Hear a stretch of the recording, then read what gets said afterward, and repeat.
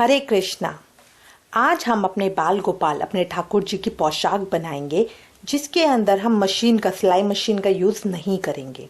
मेरे पास बहुत सारी रिक्वेस्ट आ रही है जिसके अंदर लोग ठाकुर जी की सेवा करना चाहते हैं, अपने हाथों से पोशाक बनाना चाहते हैं, बट या तो उनके पास सिलाई मशीन नहीं है या वो सिलाई मशीन चलाना नहीं जानते। इसके लिए अब हम एक पोशाक बनाएंगे जिसके अंदर हमने सुई धागे का हाथ से इस्तेमाल होने वाले का इस्तेमाल किया है। अब आपको सिलाई आती है या नहीं आती, अब आपके पास कोई ऑप्शन नहीं है कि आप ठाकुर जी की सेवा ना करें। ये पोशाक बनाना इतना आसान है कि इसे हर कोई बना सकता है। तो आज हम ये देखेंगे हम किस तरह से बना सकते हैं। शुरू करेंगे। शुरू करने के लिए हमें कपड़ा चाहिए, तो कपड़े के लिए हमें घेरे के लिए चाहिए 31 इंच बाय 10 इंच। 31 से चौड़ा और 10 इंच लंबा हमें कपड़ा चाहिए। चोली के लिए हमें 11 बाय 6 इंच की एक पट्टी चाहिए, 11 इंच लंबी और 6 इंच चौड़ी। इस तरह ये दो पट्टियां हमें चाहिए जिससे हम अपनी ड्रेस शुरू करेंगे। देखिए मैंने कपड़ा ले लिया है, ये मैं वेलवेट के कपड़े का बना रही हूँ।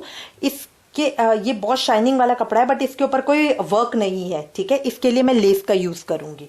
तो देखिए सिर्फ एक मैं स्ट्रिप लूंगी। इस जो ये स्टाइल है इसमें हम बुकरम यूज नहीं कर रहे हैं, क्योंकि बहुत सारे लोग कह रहे हैं कि ठाकुर जी को बुकरम चुभती होगी, हमें नहीं यूज करनी चाहिए। तो ये पोशाक जो हम बना रहे हैं वो बिना बुकरम की बना रहे हैं, ठीक है। और ये चोली के लिए है, तो इसको हम देखेंगे किस तरह से कर सकते हैं। सबसे पहले हम घेरे वाला कपड़ा लेंगे और जो इसके कॉर्नर्स है ऊपर थोड़ी सी ग्लू लगाएंगे। ग्लू आप कोई भी ले सकते हैं, बहुत हल्की हल्की लगानी है।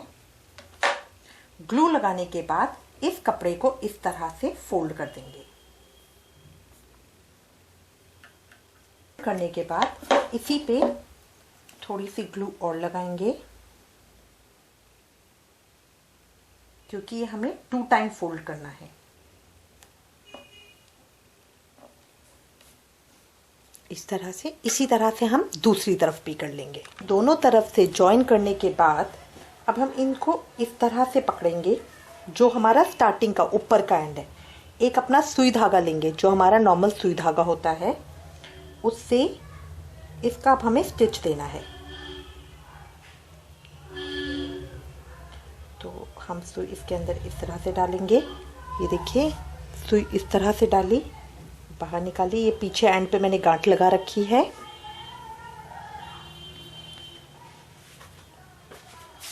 अब इसके बाद हमें बैक स्टिच लेना है, मतलब जो हमारा स्टिच है उसको पीछे से डालना है और इधर निकालना है।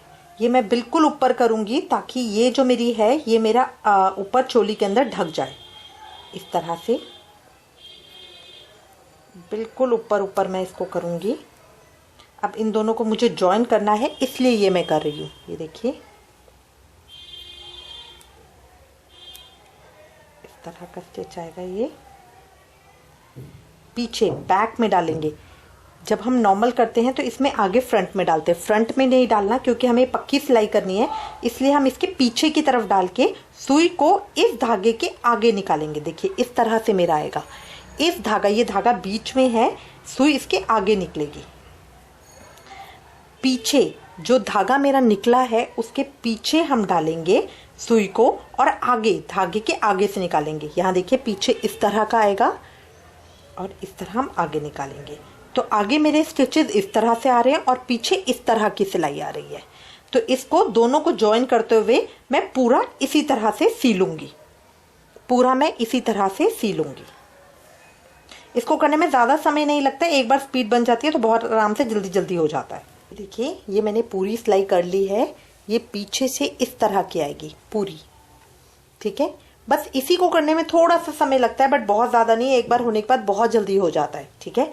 अब इसके बाद नीचे से, क्योंकि हमारे ठाकुर जी की है, तो अब मैं घेरे को थोड़ा सा डेकोरेट करूंगी। डेकोरेट करने के लिए आप इसमें किसी भी तरह की, अब लेस लगानी है हमें या कुछ भी लगाना है, तो ये आपके ऊपर डिपेंड करता है कि आप इसको सीना चाहती हैं या क्या करना चाहती हैं। तो मैं इसको हार्ड ग्लू गन से करूंगी। ये देखिए इस तरह से, यहाँ से मैं इसके ऊपर इस तरह लगाऊंगी, ठीक है। या एक हम ये लगा सकते हैं। देखिए इसको लगाना मैं शुरू करूँगी, इसको हल्का सा यहाँ से मोड़ूंगी, इसके अंदर की तरफ पहले हल्की सी ग्लू लगाऊंगी और इसको इसके कॉर्नर पे इस तरह से प्रेस कर दूंगी ताकि ये मेरा एक प्लेन कॉर्नर आए। अब जो मेरा क्लॉथ है, ठीक है, उसके नीचे की तरफ मैं एक पतली लेयर में गम को लगाऊंगी। अगर आप चाहें तो इसको सिलाई भी कर सकते हैं, बट ऐड सिलाई करने में बहुत समय लगता है, इसलिए मैं ये कर रही हूँ। ये देखिए इस तरह से। अब हल्की हल्की मैं गम लगाती जाऊंगी।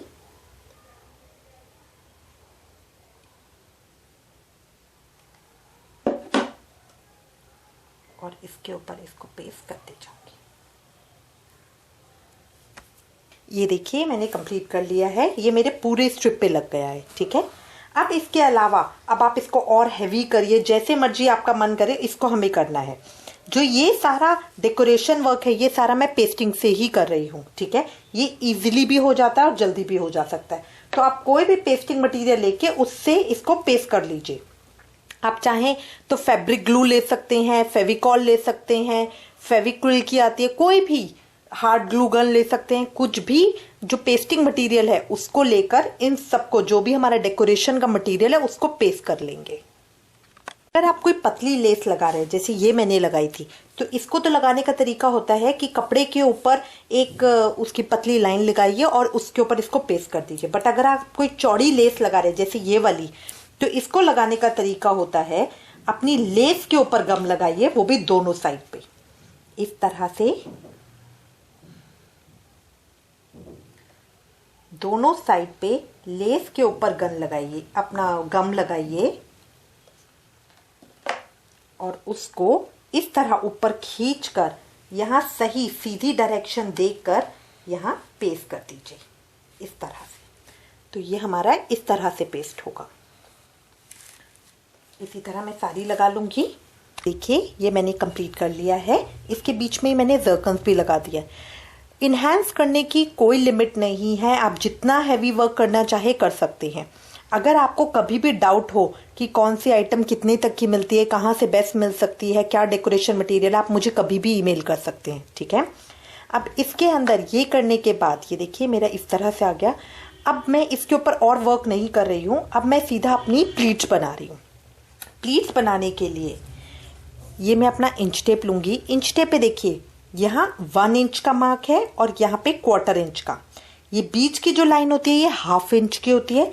1 इंच और 1/2 इंच के बीच में ये जो छोटी लाइन है ये हमारी 1/4 इंच की है, ठीक है। तो सबसे पहले अपने इंच टेप को मैं कॉर्नर पे रखूंगी और 1/2 इंच पे मार्क करूंगी।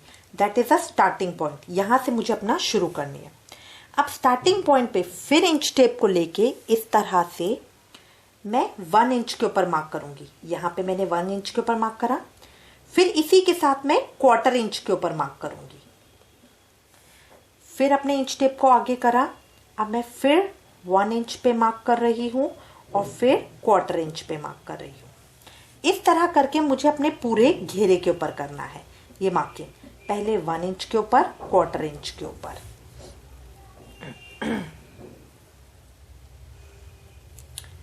1 इंच के ऊपर, 1/4 इंच के ऊपर, इस तरह से।